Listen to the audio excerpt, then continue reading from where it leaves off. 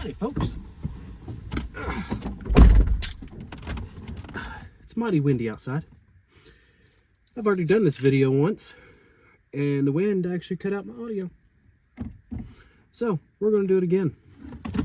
Today, I am going to show you how I made a switch panel for my fog lights and my spotlights that I'll be building onto the Cherokee.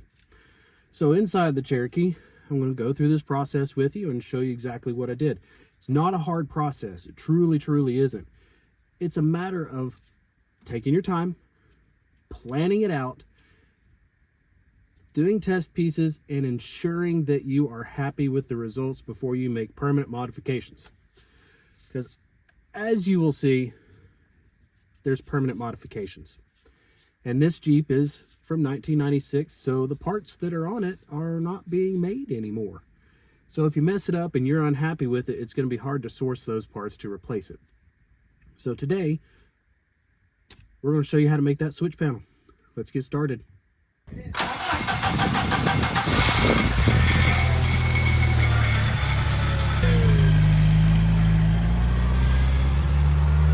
All right, so first things first. As I said, you have to plan it out. I sat in here for 2-3 months driving it, figuring out where I wanted to place this, knowing that I wanted to have 2 amber fog lights on the front, and then I've got 4 spotlights for the top that I'll be making a crossbar for, and I'll be mounting them to the roof using the gutters, which that will be, down the road a little bit. Hopefully in the next month or so, but I'm going to make that piece too, and I'm going to show you how to do it. This whole series is going to be a little bit of things we're doing for the Cherokee. First part are these switches. Now, I have them done. They're right down here. I had one issue, but it had nothing to do with planning it out. It only had to do with me being cheap and using cheap things. So my planning, I made sure I was going to be happy with the location of it before I ever did anything. Sat in here, looked around. The last Cherokee I had a center console up overhead that came out of a newer one that I modified and fit and put in there, and I had 2 switches that I could turn them on. I had 2 lights on the cowl right in front of the windshield, and then I had 2 on the bumper. And that was plenty of light to drive on the back roads, occasionally hit the little trail, but that one was only 2-wheel drive, so I didn't do a whole lot with it. This one's 4-wheel drive, so, if I wanted to go off on a trail a little bit, I want to be sure to see things if it starts getting dark. Can't be running over holes and stuff like that if you can't see them, because then you don't know what kind of depth you're looking at. You can high center yourself, a whole slew of issues. You want to be able to see should you get stuck in the dark. For me, right now, it's not so much that, it's the fact that I drive back roads for a good portion of my drive. And those back roads get super dark at night.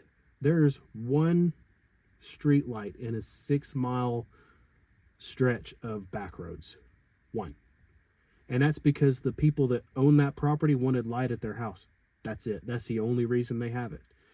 So driving through the night, deer, animals, we've got a groundhog that likes to sit in the middle of the road for some dumb reason.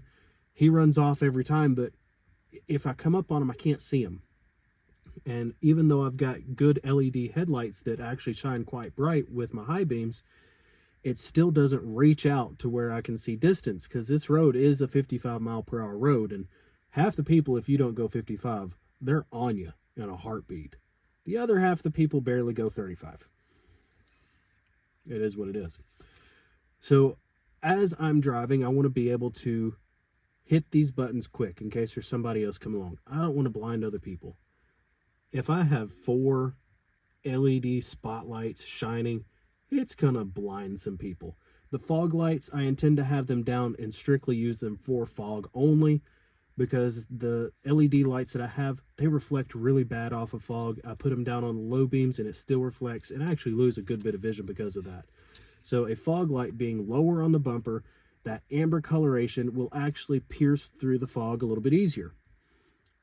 There's speculation on it, But as I have seen in the past with my own experience, it does improve it, and any improvement is better than no improvement. Am I right? Right. So I wanted to make sure I could flip them off real quick. Turn the lights off real quick. So I drive a 5-speed. My hand is usually here on the gear shifter. So I decided, let me put my lights down at the bottom. That way I can just boop, turn them off real quick. If my hand's already there, turn them off real quick. The last ones that I had being up here, it wasn't too terrible, but the problem is I had both of the lights on, off, off. So if I want to turn them on, boop, turn them on, off. But I had to take my hand and move it real quick from down here or on the armrest up real quick. And that was not, I wasn't going to say it's difficult by any means, but that was not a very smooth process. So I did kind of blind a few people, and I apologize to them about that. I don't know who they are. They don't know who I am, but either way, I apologize. I'm sorry I blinded you. So what we're going to do is place them right down here below the shifter. So it's a real quick boop, boop, off and on. Real easy. And it's a rocker switch, which is much easier than what the other one was, which was a toggle. So after you find your placement, make your decision. Let's lay out a plan. The first thing you need to do is cardboard template. This is my cardboard template. I didn't want it to just be a square. I wanted to have a little bit of design to it. You don't have to do that. I'm just me. There's no way around it. I'm just me. So I took the cardboard template, laid it down where I wanted it to be, made sure I was happy with it, trimmed it out, cut up a little bit more, added a little bit of shaping to this and that, and I was very happy with the end results. Then I took the cardboard tracing and traced it onto my piece of plastic. Now, this is scrap plastic I had at my office. It is Kydex. Kydex is a very durable plastic. It's got some rigidity to it. It is heat moldable, but you're talking it molds after about 15 minutes at 350 degrees. So it takes quite a bit. You're never going to notice that inside of a vehicle. It's going to be fine inside the vehicle. Your vehicle's not going to get so hot that it warps the metal or warps the plastic. So I use Kydex. This is about 1/8 of an inch. Maybe a little bit thicker than that.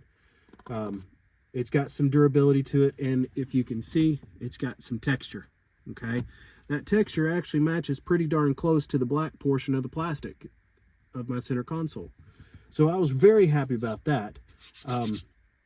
Once you get your plastic decision, you take your template, put it over it, and I used a fine tip Sharpie and outlined it. And for trimming it, I have all kinds of tools at work that are specifically for plastic. I have a big sander. I've got what's called a 3-in-1, which is a rolling cutter. They use it for leather and plastic and things like that, and you can just and that's what those little grooves are. There's teeth on the wheel that grabs the material and pulls it through and cuts it as you're going. So I was able to shoot. I had this part cut out in literally 10 seconds. Very quick and easy. Trim it out. I can use that 3-in-1, straight shot, and then kind of curve it a little bit and curve it a little bit, and that gets me much closer. And then I have a sander that as I'm sanding it, it's a big sander with a 36-inch belt that's 4 inches wide. That dude will take some stuff down, and your fingers too. So if you use one, keep your fingers away from it. It hurts, I know. But sanding all the edges, getting it down, and then into the fine areas here and here, I used what's called a Troutman. A Troutman is a standing tool that has a long shaft and a cone down at the bottom that you can screw onto it, and I use a 3-step process. Medium grit cone, fine grit mat, and then a silicone cone. And the silicone will actually make plastic look smooth as glass. That could be a portion of my issue with the paint. Maybe. Possibly. Yes. So I'll get into that in a minute. But after everything's all said and done, my plastic looked exactly like my template. The template needs to now have space for all of the switches. And you can do these as many as you want. You don't have to just do 2 switches or just 1 switch. You could have a whole gang just depending on how much space you want to take up. So mine has 2 switches, one here, one here. And with a little bit of measuring, I did some cross measurements and found out the center and alignment that I wanted so that I could have it centered on the piece. I took another piece of cardboard and trimmed them out. Then I can place it on here. Oh, I want that one right there, and this one needs to be right there. Trace them out, and I cut them out. And what I used is what you're about to see when I actually cut the plastic out for the center console. It's an oscillating saw with a blade attachment. So it just moves back and forth really, really fast. So I went in at the corners, straight in, ran it along, straight down, cut in the corner. Straight in, ran it along, straight down, right at the corner, and just repeated that process. And one of the other things that you can do to help with that is take a drill bit and just drill directly into the corner of each one, making sure that the drill bit does not cross your line. So you're going to have a little bit of a rounded section. It's kind of, in a way, it'll look like this, okay? See how my finger leaves that little section in the middle up here in the corner? That's normal. If you use a drill bit, you get really close to the edges and you have just a little round piece that all you got to do is go in,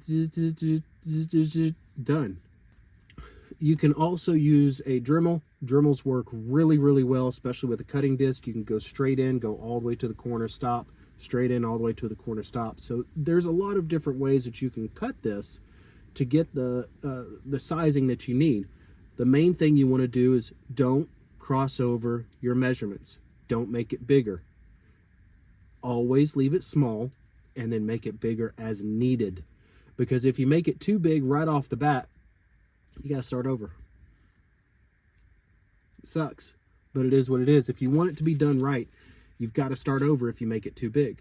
If you cut too much of your template off and all of a sudden it doesn't match in the space that you need it, you got to start over. You can't add more to it. You can take away, but you cannot add. So take your time, okay? Plan it out, make sure you got it where you want it. Now, after you have your template and everything cut out, you can put your switches in. And here's where I'm going to cut over to where I was actually doing this stuff over my lunch hour at work. So, I'll let you switch to that, show you the finished product and everything, and we'll go from there. All right, folks, so here we are in the Jeep. Obviously, it's a little dirty down there, but this is where my new piece is going to go. So my cardboard tracing.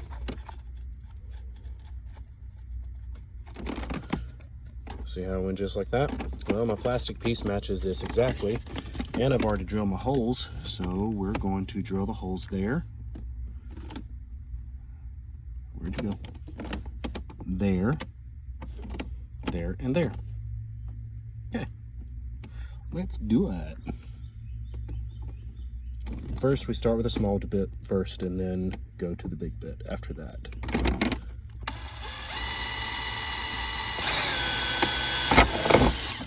One.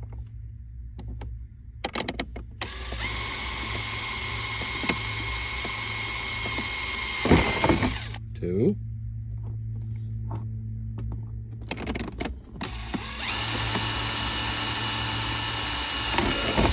Three.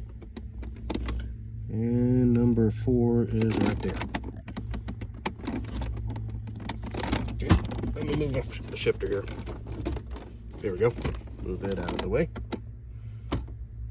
Somewhat. Still in the way a little bit.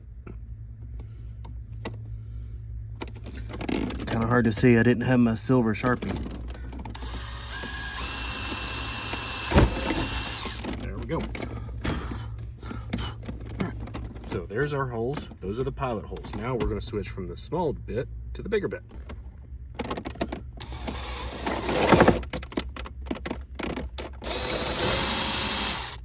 One, 2, 3, 4.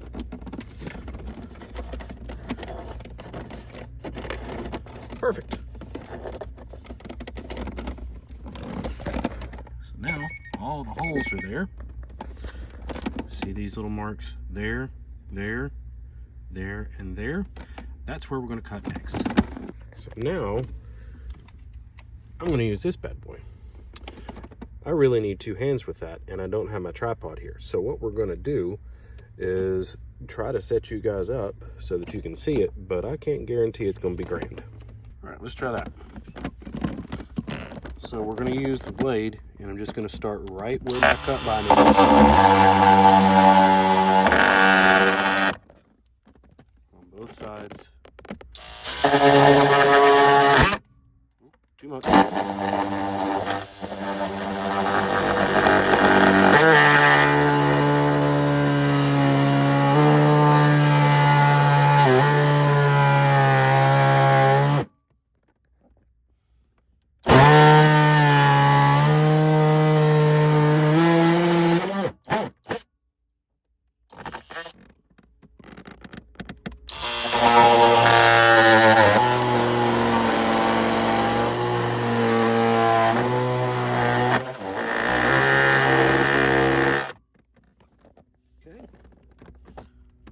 Do the same thing over here.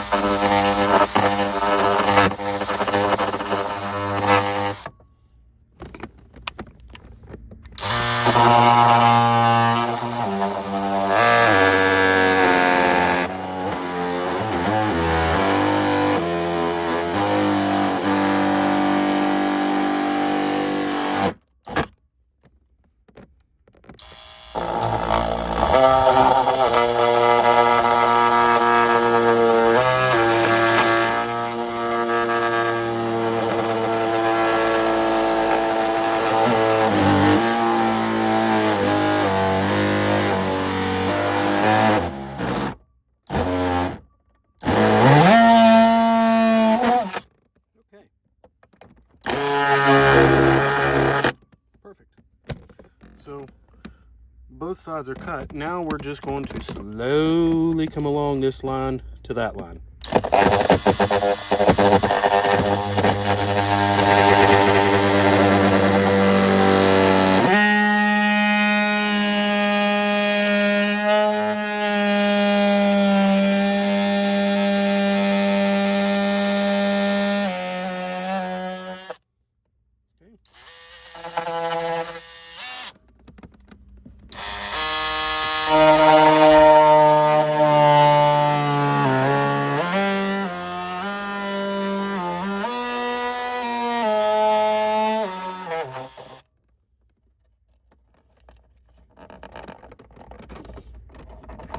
Still holding on somewhere.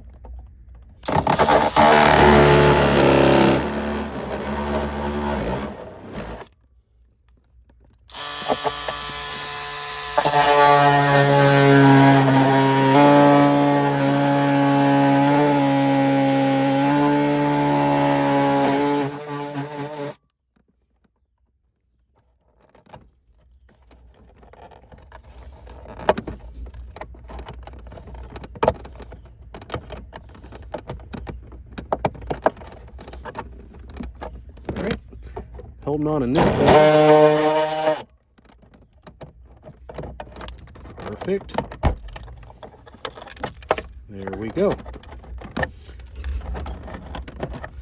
Now I have a nice open area for everything to sit. Now a little trick that we use here at work is this. It's a deburring tool. It has a sharp little edge on it, and you can use it to clean off all those little pieces.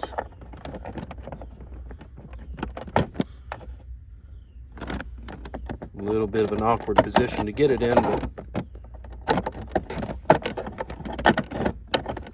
we'll get it. Now the nice thing is most of this is going to be covered, so it doesn't have to be necessarily pretty, but I can't have these pieces at the top like that because I need this piece that I'm putting on there to sit flat.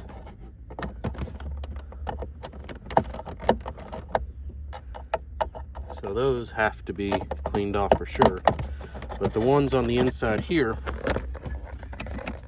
don't necessarily. So this right here doesn't have to really be clean because it can be covered up, and my switches are going to be on top of that. So there we go. Everything is cut where I need it to be. When I put my switches and plate on there, everything's going to be covered up. All the holes match up. I'm going to be using pop rivets, and I've got a special tool here. Oh, dropping everything. I've got a special tool here at work that actually is automatic pop rivet setter. So those will be cool. Everything DeWalt, right? DeWalt. I don't got that money. DeWalt ain't what I got at home. So I'm gonna let that piece finish drying, painted it, and we're going to put those rivets in. Okay, so now we have our switch panel. I've gone ahead and put our pop rivets in. All of the wires are in the back right now, but it is not going to be connected at the moment. So we feed all of our wires into the hole. And then from here, we ensure that all of these are matching up.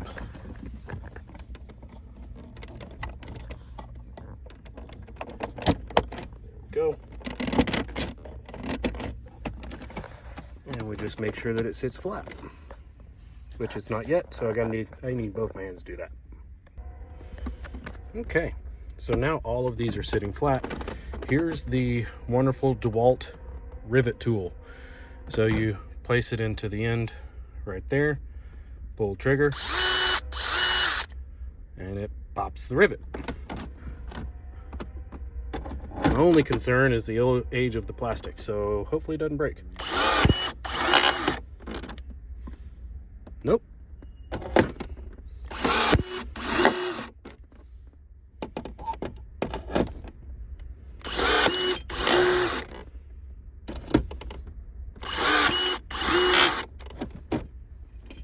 Yeah, there we go. Little piece hung out on that one, but that's okay.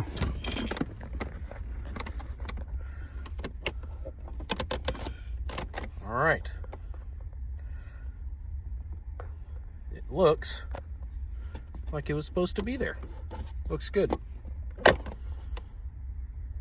All right, so as you can see, it looks really good. I'm very pleased with it. The switches work really well. I'm very pleased with the overall design, overall layout. What I'm not pleased with is what I'm about to show you, and that is from my own doing, I think.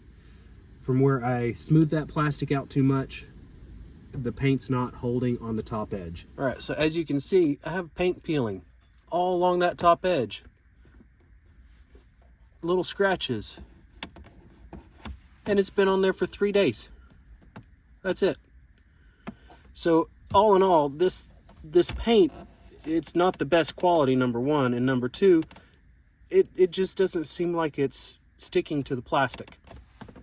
Which, again, I did go over all the edges with that very smooth cone, so it might have taken away any ability for the plastic to adhere to the paint. It's a possibility. But all in all, I'm pretty happy with the way it turned out. And if that's the worst I've got, so be it. My next part is going to be these two gauges that I have in my center console. And I'll show you how I made that piece too. It's a process called blister forming. But I'm going to hook up those gauges, change out my temperature gauge with one that's a little bit more accurate from what I want. And it's actually going to be a mechanical gauge that I'm going to mount into the upper radiator hose. So I'm going to show you that process. Pretty cool thing. I'll show you everything on the next video. And then we'll move on to making the mounts for the lights. And then last we'll be wiring them all in. And as you know, I don't like wiring, but this is an easy process. It truly, truly is. I've done the wiring on 6 or 7 sets of lights at this point, and they're all exactly the same. You get your power to your relay goes to your switch, and then the other part goes to the power for the item, and you have a fusible link in there. Easy. It's so easy, it's not even funny. So we're going to walk you through all those processes. I'll show you how I'm going to make my drip rail mounts. I'm going to show you how I weld all that together, and then we're going to mount the lights up there, run the wiring. I have a plastic piece. Excuse me. I have a plastic piece that's actually going to be attached to the roof that makes it completely waterproof. Very cool stuff. So stay tuned. Be prepared for the next one. It's going to be cool. Later, taters. Make sure to like and subscribe.